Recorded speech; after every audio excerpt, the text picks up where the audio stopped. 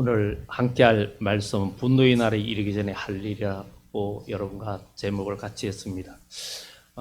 사람들이 재테크 하기 전에 재테크보다도 건테크를 하라는 이런 말이 있습니다. 특히 나이가 많아지면 해마다 근육이 줄어들기 때문에 연세 많은 분들이 이 건테크를 하지 아니하면 쉽게 잘 넘어지고 쉽게 다칩니다. 그래서 나이가 들수록 운동을 많이 해야 되고 자기 몸에 맞게끔 계속 해야 노년에 쉽게 낙상하지 않고 잘 넘어지지도 않고 건강을 유지할 수 있다고 합니다. 사람들은 돈을 벌으면서 어떻게 하면 많이 벌까, 어떻게 하면 잘할까 하고 이 재테크에 관심이 많죠.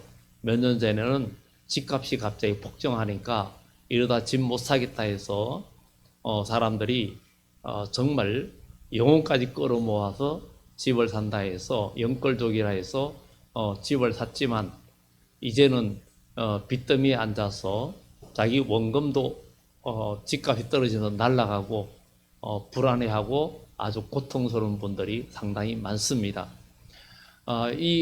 그렇게 올라갈 때 마음이 굉장히 불안해지는 것, 불안해지는 것도 우리 인간의 한 마음, 연약한 한 모습의 단면입니다. 그런데 이사야서에 보면 하나님을 경외하는 자는 절대 다급하거나 한급하게 되지 않는다, 이런 말씀이 있습니다. 우리가 믿음으로 나아갈 때 하나님은 여러분들 마음속에 어떠한 상황 속에서도 마음의 평안을 주시는 바로 샬롬의 역사가 반드시 일어날 줄 믿습니다. 우리는 모든 것에서 준비하는 신앙이 돼야 되겠죠. 사람이 이 세상에 태어나서 성장하면서 미래를 준비하지 않는 사람은 정말 희망이 없죠. 그렇기 때문에 공부도 하고 운동도 하고 여러 가지 하면서 미래를 준비합니다. 그러나 이 모든 준비 또 중요하지만 더 중요한 게 우리가 영원한 미래를 준비해야 된다는 것입니다. 우리 하나님께서는 독생자 예수님을 이 땅에 보내주셔서 그를 믿는 자들에게 영원한 생명과 영원한 천국의 복을 우리에게 분명히 약속하셨고, 우리가 그 증거로 우리가 성령을 받았고 우리가 체험하며 성령의 음성을 듣게 됐습니다. 우리는 하나님의 음성을 듣는다 하면은 갑자기 누가 아브라함아 하듯이 그렇게 들린다고 생각하면은 우리는 거기에 내용을 정확히 잘 모르는 내용입니다. 하나님께서 아브라함을 부를 때도 분명히 그 내용을 보면 거기에 심오한 하나님의 그 역사가 있었습니다. 오늘날 우리는 이렇게 말합니다. 교회 다니면서 나는 하나님의 음성을 좀 들어봤으면 좋겠다, 성령의 음성을 들어봤으면 좋겠다, 이렇게 말하지만 그러나 분명히 우리는 믿음의 사람 다 들을 수 있습니다. 하나님의 음성이 들리는 방법은 어려운 게 아닙니다. 내가 기도하고 믿음 안에서 구원받은 사람이 하나님 말씀 안에서 여러분 마음에 회개하는 마음, 양심에 뭔가 걸리면서 이래서는 안 되지, 이렇게 해야지, 믿음으로 살아야지 하는 어떤 여러분 마음에 뭔가 하려고 할 때 마음의 양심을 건드리는 그 생각들 오는 것이 바로 성령께서, 우리 주님께서 주시는 뜻과 음성인 것을 우리는 알아야 됩니다. 그리고 또 우리가 살면서 어떤 일이 있을 때 분노하는 마음, 미워하는 마음, 또 남에게 어떤 원한을 품든지 어떤 이런 마음들이 있으면 생각이 어두워지고 분노와 또 그것 때문에 잠도 잘 이루지 못하고 이런 생각들이 올 때는 내가 지금 마귀가 주는 생각에 이끌려 있구나, 내가 마귀한테 지금 지배를 당하고 있구나, 이것을 우리는 기억하고, 왜냐하면 우리의 마음은 하나님의 성령이 거하는 전이라 그랬습니다. 그렇기 때문에 여러분의 마음을 잘 다스리고 이기는 자가 돼야 된다는 겁니다. 가인에게도 하나님께서 너는 제가 문 앞에 기다려 있으니 너는 네 마음을 다스려라. 우리가 우리 마음을 다스릴 수 있는 것은 하나님의 말씀과 성령이 우리 속에 역사할 때만이 우리의 마음과 우리 행동과 언어를 제어할 수 있지, 이 세상 그 어떤 것도 우리를 완전하게 제어할 수 있는 것은 없습니다. 우리 하나님은 이 세상에 독생자 예수님을 보내서 우리를 구원하게 하셨고 그래서 오늘 여기 구원받은 여러분들이 주님의 전에 와서 교회에 와서 하나님 앞에 예배를 드리는 것입니다. 오늘 예배 드리는 여러분들에게 하나님의 은혜와 복이 있기를 예수 이름으로 축원합니다.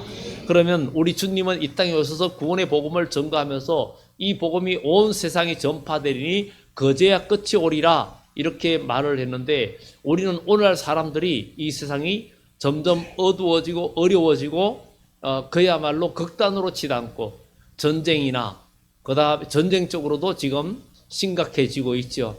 뭐 러시아 전쟁이나 아니면 중동이나 또 세계적인 어떤 정치 경제뿐만 아니라 기독교계도 역시 다 어려워지는 이런 상황 속에 있습니다.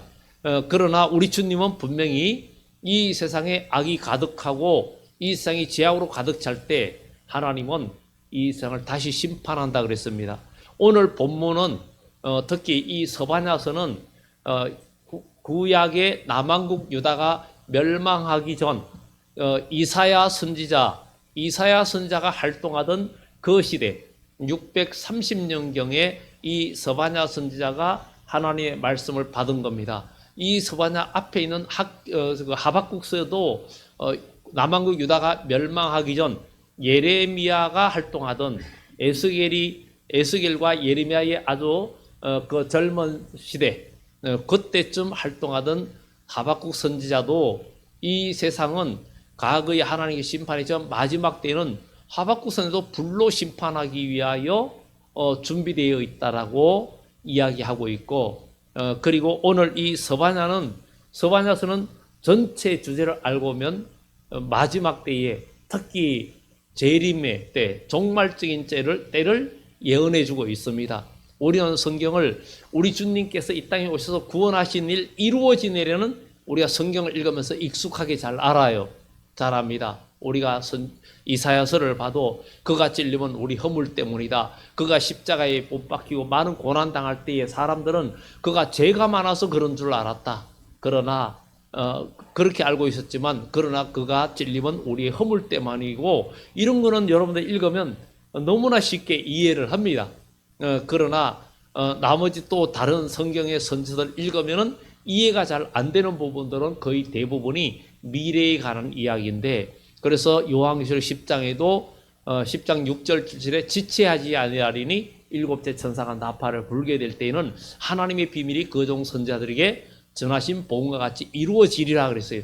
그러면 우리는 하나님의 음성과 하나님의 뜻을 어떻게 하느냐? 우리 마음에 깨달아지는 것도 있는데 그것만이 아니라 성경 66권은 완전한 계시입니다.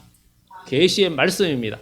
그래서 우리는 성경을 읽으면 하나님의 뜻을 알게 됩니다. 그래서 우리는 성경을 읽고 성경을 가까이 하다 보면 여러분 마음에 하나님의 말씀이 생각이 나고 내가 어떻게 살아야지 하는 것들을, 어떤 믿음 생활을 해야 하는 것들이 깨달아지고 마음에 느끼게 됩니다. 그러면 느끼면 그대로 살면 되는 겁니다. 그러면 하나님은 우리에게 은혜를 주시고 복을 주시고 은혜를 베풀어 주신다는 것을 우리는 기억해야 될 줄 믿습니다. 그런데 이 서바냐는 특히 요시야, 남왕국 유다의 16대 왕인 요시야 왕의 종교 개혁이 바로 있을 때 그때쯤에 활동했던 선지자입니다. 남왕국 유다의 요시야 왕은 특히 남왕국 유다에서 가장 선한 왕이고, 또 성전을 수리하면서 율법책을 발견했고, 그리고 그동안에 유월절을 한 번도 지키지 않았는데 요시야 왕은 유월절까지 회복하고 유월절 제사를 드렸던 그런 왕이기도 합니다. 그러나 그가 이집트와의 전쟁에서 전사하고 나서 하나님은 남왕 유다를 멸망시키기로 이미 므낫세 왕 때에 14대 왕인 므낫세 왕 때 이미 하나님은 결정하셨기 때문에 요시야를 하나님은 먼저 데려가시고 그의 아들 요하난도 있고 요아스도 있고, 그러니까 엘리야김 곧 요야김이죠. 그것도 있고 시드기야, 그리고 엘리야김의 아들 여호야긴, 이렇게 손자 하나, 그 다음에 아들 3명이 그냥 짧게 3개월, 그 다음에 11년 이렇게 통치하면서 나라가 완전히 멸망하게 됩니다. 그런데 그 전에 이 스바냐 선지자가 활동하면서 특히 이 말씀을 통해서 주님의 재림 때 종말에 있을 이야기들을 말해주고 있습니다. 그래서 첫 번째는 여호와의 날, 가까워진 여호와의 날을 말합니다. 7절에 보면 주 여호와 앞에서 잠잠할지어다. 이는 여호와의 날이 가까웠으므로 여호와께서 희생을 준비하고 그가 청할 자들을 구별하셨습니다. 이 청할 자라는 것은 심판의 도구를 말합니다. 1차적으로는 바벨론을 통해서 유다의 멸망을 이야기하고 있는데 이것이 유다의 멸망에만 국한된 것이 아니라 이 내용을 보면은 종말론적인 얘기를 같이 이야기하고 있는 것을 우리는 보게 됩니다. 그것이 바로 2절에 말해주고 있습니다. 2절 3절에 여호와께서 이르시되 내가 땅 위에서 모든 것을 진멸하리라. 내가 사람과 짐승을 진멸하고 공중의 새와 바다의 고기와 거치게 하는 것과 악인들을 아울러 진멸할 것이라.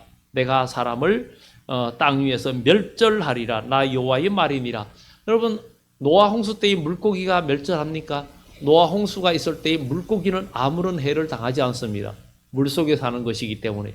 그런데 하나님은 심판할 때 공중의 새뿐만 아니라 바다의 고기와 바다의 물고기까지도 다 멸절하는 때가 온다는 것을 우리는 기억하고, 이것은 제가 여러분들의 공포심을 조장하기 위한 게 아니라 선지서를 통해서 이루어지는 말씀들을 통해서 우리는 미래를 준비해야 된다는 거죠. 그래서 오늘 여러분과 함께 할 말씀이 분노의 날에 이르기 전에 우리가 해야 할 일. 그럼 분노의 날이 어떻게 오느냐? 우리 주님은 분명히 이 세상에 천국 복음이 전파되는데 거제야 끝이 오리라. 오늘날 이 시대의 복음이 끊임없이 전해도 끝까지 잘 전파는 잘 안 됩니다. 가까운 이웃도 잘 되지 않죠. 그런데 오늘날의 복음은 통상적으로 온 세계를 돌아서 오늘날의 예수 그리스도를 모르는 민족들은 사실은 없습니다. 믿지 않을 뿐이지. 그런데 지금 세상이 죄악이 소돔 고모라 이상으로 악해져 가고 있고, 요즘은 세상이 너무 악한 시대가 되었습니다. 너무나 정의가 시행되지 못하고 불의와 죄악과 모든 것들이 세상을 가득 덮으니까 사람의 사랑이 식어지고 모든 것들이 어두운 세상, 무서운 세상이 되었어요. 무서운 세상이 되었어요. 요즘은 옛날에는 차를 운전할 때 개척 초창기에도 기름값이 그때 90년대에 경유가 160원 정도 했습니다. 리터에. 그때 당시에는 어떻게 산길 가다가 누가 가면은 태워줄까요? 태워주기도 하고 손 들고 태워주기도 하고 그랬어요. 그러나 요즘은 어느 누가 손 들어도 태워주지도 않을 뿐만 아니라 태워줬다가 사고가 나면 그 책임을 다 쓰기 때문에 요즘은 그렇고, 요즘은 남의 싸움에 있어도 잘 말리지도 않고 괜히 말려들기 싫다고 요즘은 모든 사랑이 식어지고 어두운 세상이 되어져 가고 있고, 또 결혼도 모든 사회적인 데이트 폭력이나 모든 게 보면 너무나 이렇게 무서운 일들이 너무 많이 일어납니다.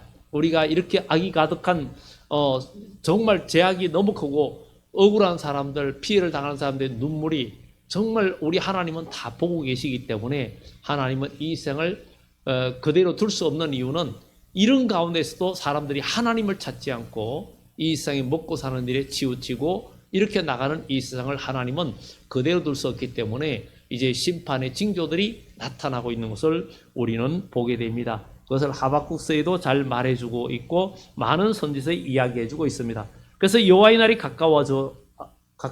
가까워왔다 이렇게 말을 합니다. 그래서 2절에서 6절의 말씀들이 하나님께서 모든 자들을 멸망하고 멸망시키고 우상을 숭배하는 자들도 다 멸할 거다 이렇게 말합니다. 우리가 언젠간 네피림의 정체에 대해서 말씀을 드렸는데, 이 과거에 노아 홍수 이전의 사람들이 그 네피림 용사 그들을 추구했다, 그들을 따랐다 하는 것은, 네피림은 목이 곧은 사람, 목에 힘을 주는 사람, 용사, 불안당 뭐 여러 의미를 갖고 있는데 그런 사람을 공경한다는 거예요. 경제적으로 힘이 있는 사람. 오늘날 그러잖아요. 사람들이 어쨌든 부를 추구하고 또 스타를 존경하고 모두가 스타가 되고 존경받고 목에 힘을 주는 사람이 되려고 하는데, 그러나 우리는 무엇보다도 하나님 나라의 부자가 되고 하나님 나라의 용사가 되고 우리는 영적인 어쩌면 네피림 하면 그렇지만 영적인 네피림이 되어야 된다 하는 것을 우리가 성경을 통해서 생각을 해봅니다. 그런데 오늘 이 시대가 너무 악하다 보니까 하나님은 다 멸하겠다. 그러면서 오늘 여기에 말씀 보면은 7절 이하의 말씀들 보면은 8절에 여호와의 희생의 날에 내가 방백들과 왕자들과 이방인의 옷을 입은 자들을 벌할 것이다. 이방인의 옷을 입었다는 거. 로마서에 우리는 예수 그리스도로 옷 입으라 그랬어요. 예수 그리스도로 옷 입어라. 그런데 이방인의 옷을 입었다. 우리는 우리의 삶이, 저와 여러분들의 삶이 예수 그리스도 옷 입은 삶인지 아니면 이방인의 옷을 입은 삶인지, 아직도 세상 풍속에 물들어 있는 삶은 이방인의 옷을 입은 것이고 그리스도인의 삶, 정말 믿음의 삶을 사는 사람은 예수 그리스도로 옷 입은 사람입니다.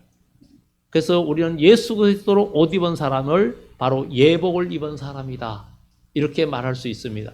구약 시대의 제사장은 이 예복이 있습니다. 대제사장은 그가 걸치는 옷이 7가지로 분류되어 있고 그 다음에 제사장들은 이 레위인들은 단순하게 옷을 입습니다.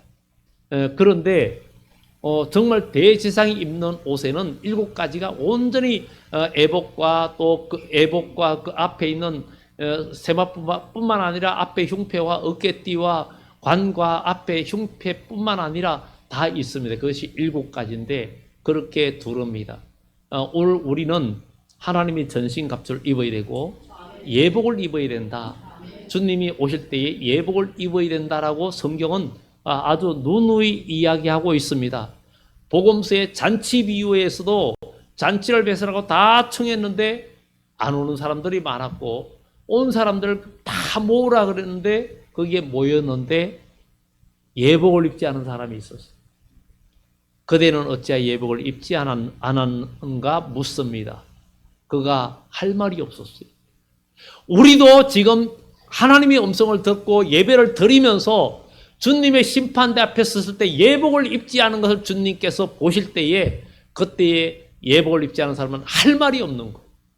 왜? 지금은 기도하고 지금 하나님께 나아갈 수 있고 구원의 때, 지금은 구원의 때, 지금은 은혜 받을 날인데 이 날을 우리가 가볍게 여기면 그때 주님 앞에 섰을 때에는 유구무원이라는 거예요. 아무런 변명할 여지가 없다는 거예요. 그때 이봐라, 이 자를 결박하여 바깥 어두운데 내어 쫓아라. 거기서 슬피 울며 이를 갈미 있으리라. 여러분 지금 신앙 준비해야 됩니다. 믿음의 준비라고 여러분들 영적으로 무장이 되어져야 됩니다. 어떤 환난도 이길 수 있는 신앙으로 일어나야 됩니다. 어떤 미움, 원망, 불평, 시기, 질투도 여러분을 능히 이길 수 있는 진짜 하나님의 성령이 여러분 속에 있으면 세상이 막 바뀌어도 어떤 집값이 폭등을 해도 아니면 어떤 어려운 환난이 와도 전쟁이 일어나도 여러분 마음속에 하나님이 함께하는 사람은 두려움이 없습니다. 두려움이 없어요. 그 두려운 마음이 없습니다. 그 자체가 없습니다. 왜 그럴까요? 하나님이 그의 마음과 생각을 주장해 주시고 하나님이 우리의 반석이 되시고 피난처가 되기 때문입니다. 여러분 어떻습니까? 한 주간 살면서 불안하고 분노와 미움에 잡혀 있습니까? 또 여러 가지 시기, 질투, 여러 가지 어려운 인간관계 속에서 분노하고 원망하고 불평하는 마음, 또 세상에 되어지는 일들 때문에 불안해하고 이런 마음들이 여러분들을 지배하고 있다면 주님의 평강이 여러분들을 지배하고 있지 못하고 있다는 겁니다. 우리 주님을 바라보고 하나님을 바라볼 때 하나님은 여러분들에게 참된 샬롬을 주신다는 거예요. 응? 헬라에서 에이레네라 그러는데 에이레네의 평강을 주신다는 거예요. 우리가 이런 은혜를 입어야 됩니다. 이 세상에서도 누가 부자입니까? 사람은 아무리 가진 사람도 가난한 사람이 있다 그러잖아요. 사람의 욕심은 끝이 없다 그럽니다. 그래서 디모데후서 6장에도 사람이 먹을 것과 입을 것이 있은즉 족한 줄로 알아라고 이야기합니다. 이 세상에 사는 집은 영원한 내 집이 없습니다.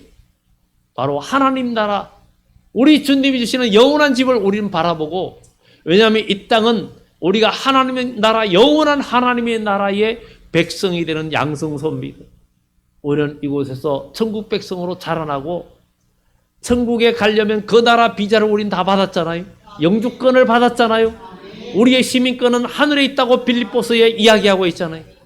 그러면 우리는 외국을 가려면 그 나라 언어 풍속을 공부를 하고 그 나라의 문화를 조금이라도 습득을 하려고 기본 인사라도 배우려고 합니다. 그런데 그것은 잠깐 갔다 올 때 그런 거지. 거기 가서 영원히 살려면, 평생 살려면 그 나라의 언어 문화를 다 배워야 됩니다. 우리는 천국 가야 할 백성 아닙니까? 그러면 천국 언어를 익혀야 되고 천국 생활에 익숙해져야 됩니다. 이것을 교회에서 실천할 수 있고 믿음 안에서 여러분들이 이룰 수 있다는 것입니다. 이 기회를 놓치지 마시기 바랍니다. 이 기회를 놓치면 방법이 없습니다. 그래서 우리는 예복을 입어야 된다. 요한계시록 19장에서도 신부가 예복을 그들이 희고 깨끗한 세마포 옷을 입었다. 신부가 예복을 준비했다.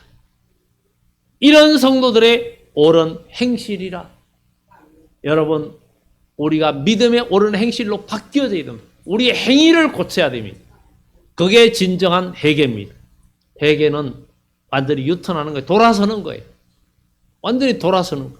그것은 행동, 행위, 우리 삶이 달라지는 겁니다. 삶이 달라지지 않으면 바로 바리새인처럼 외식하는 자입니다. 우리는 하나님께서 여러분 마음속에 항상 성령의 음성을 들려줍니다. 기도할 때 하나님의 음성 못 들었다고 얘기하지 말아야 됩니다. 너는 내게 부르짖어라. 부르짖어라. 그리하면 그 원밀한 것을 내게 보이리라. 너는 나를 찾고 찾으면 내가 너를 만나리라.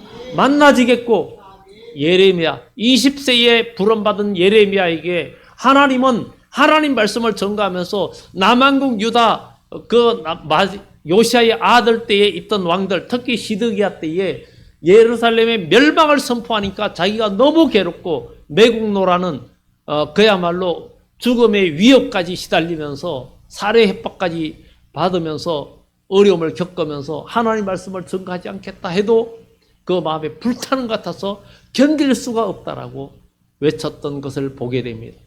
여러분, 우리가 먹고 사는 것도 굉장히 중요합니다. 열심히 일해야 됩니다. 그러나 더 중요한 것은 신앙주입니다. 영적인 재테크가 더 중요합니다. 영원한 미래를 위한 준비가 더 중요합니다. 그래야 여러분의 가정과 여러분의 모든 삶이 안전하고 복을 누립니다. 여러분 때문에 여러분 가정이 살고 여러분 때문에 여러분 주위의 사람들이 살아야 됩니다.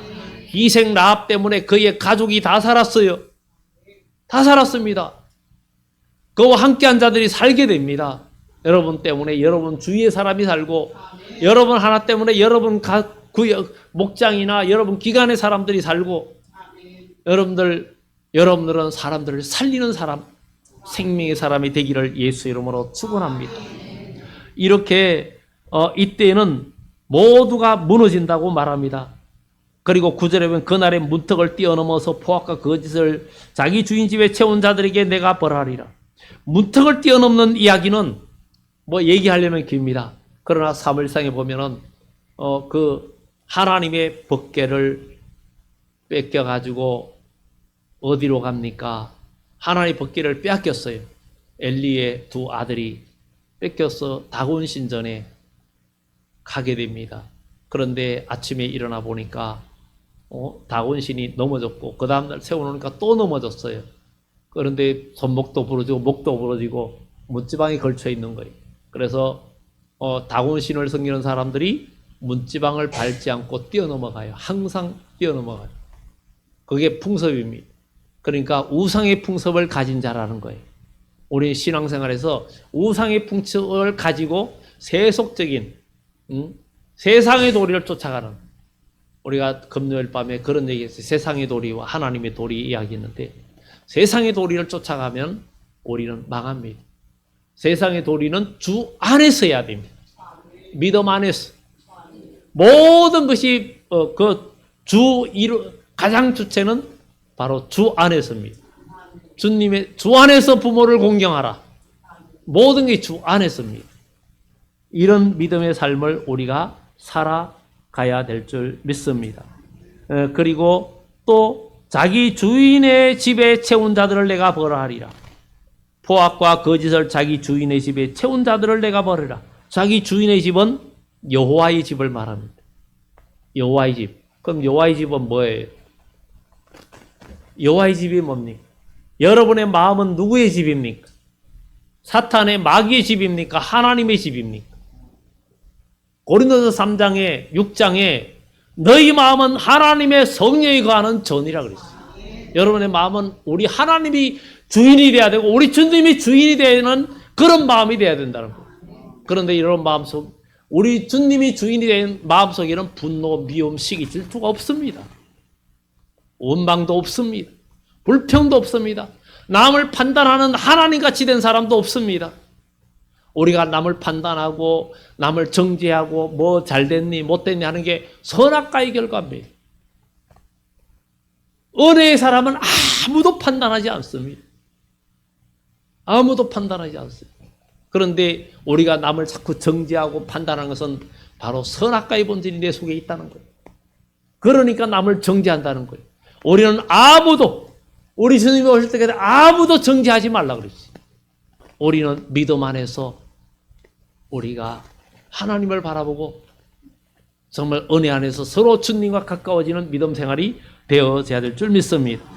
여러분의 마음의 여러분 마음은 주인이 누구냐? 하나님이십니다. 우리 주님이십니다. 그래서 예수 그리스도를 믿는 자들 뭐라고 말합니까? 예수를 영접하죠. 내 마음에 오시옵소서. 내 마음을 주장해 주시옵소서. 예수님은 나의 구주입니다. 나의 주인입니다. 우리 교회학교 다닐 때 어릴 때에 그때는 개도거리에 창호지 문종이 거기에다가 찬송가도 쓰고 그림도 그리고 해서 박군의 마음이라는 거 아마 옛날에 교회 다닌 분들은 다 알 거예요. 처음에 마음속에는 마귀가 가득 차 있는데 우리 예수님은 밖에 십자가는 밖에 있었어요. 그런데 십자가가 마음속으로 들어오니까 마귀가 쫓겨나는 그리고 구원에 이르는 그런 이야기. 오늘날 전도할 때 사형리를 많이 쓰지. 뭐 내용은 그 근본 뜻은 똑같습니다. 여러분 마음은 다 여러분의 주인은 주님이십니다. 하나님이 여러분을 만드셨고 우리 인간을 만드셨고 모두를 만드셨어요. 그렇기 때문에 하나님께서 여러분들 마음속에 하나님이 거하지 않는, 주님이 거하지 않으면 아무것도 아니라는 거예요. 그래서 성경은 심판 때에 모두가 티끌먼지처럼 사라진다라고 이야기합니다. 그래서 그 심판이 얼마나 큰지 성경은 우리에게 이야기해 줍니다. 그래서 14절 이하에 보면 여호와의 큰 날이 가깝도다 앞에 이야기입니다. 아주 빠르다 그랬어요. 용사가 거기서 심히 슬피 운다. 이런 얘기는 이사야서 33장 7절에도 이야기하고 있습니다. 항폐와 패망의 날이요 캄캄하고 어두운 날이라. 지금은 세상이 점점 어두워지고 복음서에도 주님이 오실 때 해가 어두워지고 달이 핏빛까지 변하려니요. 이럴 때에도 여호와의 이름을 부르는 자는 구원을 얻으리라. 그러니 우리는 이 시대에 안주하지 말고 세상 문화에 휩쓸리지 말고 우리는 더욱더 믿음 안에서 일어나는 신앙이 되어야 될 줄 믿습니다. 노아의 방주는 물이 가득 산꼭대기까지 다 채울 때에도 둥실 떠올랐어요. 여러분 제약이 아무리 올라가도 여러분의 믿음도, 그래서 하나님의 사람들, 말이라는 여호와의 전의 산이 모든 산들 위에 뛰어날 것이고 만방이 거리로 모여들 것이라. 아름다운 소식을 시온에 전하는 자의 너는 높은 산에 올라라. 우리는 높은 곳으로 올라가는 신앙이 되어야 될 줄 믿습니다. 내려가면 안 됩니다. 죄악의 물은 점점 올라갑니다. 여러분들 여호와의 산을 다 삼키려고 합니다. 교회를 다 삼키려고 합니다. 그러나 방주에 완전히 들어간 주의 백성은 아무리 다 삼켜도 나중에 떠오르게 되어 있습니다. 여러분 침체되지 마시기 바랍니다. 그런데 오늘 본문에 말합니다. 오늘 본문에 마지막 때 모든 게 무너지는 소리가 세상에 다 난다는 것을 이야기하고 통곡 소리가 난다는 것. 온 세상에 울음 소리가 가득하고 탄식 소리가 가득하고 모두가 무너지는 소리가, 작은 산들이 무너지는 소리가 일어날 것이다. 그리고 11절에는 막대수음이나 너희는 슬피 올라 가나안 백성이 다 패망하고 은을 거래하는 자들이 끊어졌음이라. 이것은 경제가 붕괴된다는 것. 전쟁이 있는 나라는 경제가 마비입니다. 정말 앞으로 미래는 성경은 모든 것이 그러면 예비했던 것이 아무리 허사가 된다는 거예요. 여러분들이 아무리 어떤 재테크를 해놔도 연금이든 모든 것 잘 해놨다 해도 그게 다 순환이 안 되면 공급이 안 됩니다. 그것처럼 무너질 때가 온다고 성경은 분명히 말하고 있어요. 그렇기 때문에 그런 날이 이르기 전에 어떻게 해야 되냐. 그런데 그때 심판받을 대상을 여기 이야기합니다. 심판받을 대상이 바로 12절에 나옵니다. 그때 예루살렘에 찌꺼기같이 가라앉아서 마음속에 스스로 이르기를 여호와께서는 복도 내리지 아니하시며 화도 내리지 아니하시라. 이 찌꺼기는 바로 그 술을 빚을 때 그 찌꺼기가 가라앉아 가지고 있는 걸 버리지 않으면 그 찌꺼기가 나중에 그 맛을 오히려 해친다. 근데 찌꺼기가 완전히 엉겨붙어 고착된 상태를 말합니다. 완전히 굳어 붙어 있는 거예요. 나중에 뭘로 그냥 쇠붙이나 끌어내시면 안 되는 그런 상태를 말합니다. 그러니까 그게 나중에 썩어가 냄새가 나는 거예요. 그런데 이 이야기는 결국은 뭐냐 하면은 사람들이 신앙생활이 무사안일주의로 옛 습관에 그대로 고착된, 올라가지도 않고 그냥 10년 전 신앙생활 모습이나 몇 년 전이나 지금이나 변화가 점점 성장이 아니고 옛날 그대로, 그 모습 그대로 그렇게 나가는 것을 찌꺼기같이 가라앉은 자라는 거예요. 그런데 하나님께서는 그때 내가 예루살렘에 찌꺼기같이 가라앉아서 마음속에 스스로 이르기를 여호와께서는 복도 내리지 아니하시며 화도 내리지 아니하는 자를 등불로 두루 찾아 벌하리니. 불을 비춰와 가지고 어두움이 있는 자들은 다 죽는다는 거예요. 망한다는 거예요. 오늘 여러분 마음에 어두움이 있다면 이제 빛이 여러분 속에 역사하길 예수 이름으로 축원합니다. 해같이 빛나는 사람 되기를 바랍니다. 정말 우리는 하나님의 은혜로 우리가 환해지고 우리의 마음이 밝아지고 우리 하나님은 여러분들이 어떤 형편에 있든지 여러분들을 빛 가운데로 인도할 수 있는 분입니다. 여러분들이 어떤 환난에 있든지 어떤 슬픔에 있든지 하나님이 함께 하시면 그 슬픔이 싹 사라집니다.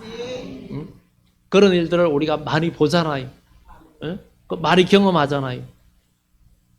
우리가 재작년 이야기죠. 우리 시골교회 그 집사님 정말 맏아들이 교수였는데 그 아들의 딸이 대학 입학을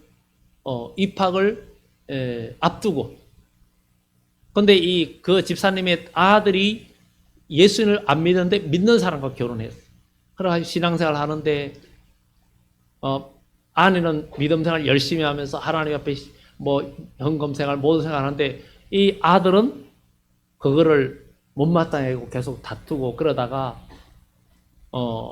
그러는 가운데 이 딸이 21살인가 20살인가 그때 대학 합격을 하고 입학을 앞두고 있다가 교통사고로 죽었어. 그러니까 그냥 이 난리가 난 거죠. 그런데다가 또 코로나 와가지고 이 지사님의 아들이 그렇게 건강하고 그 아버지는 원래 그 동네에서 씨름 선수였습니다.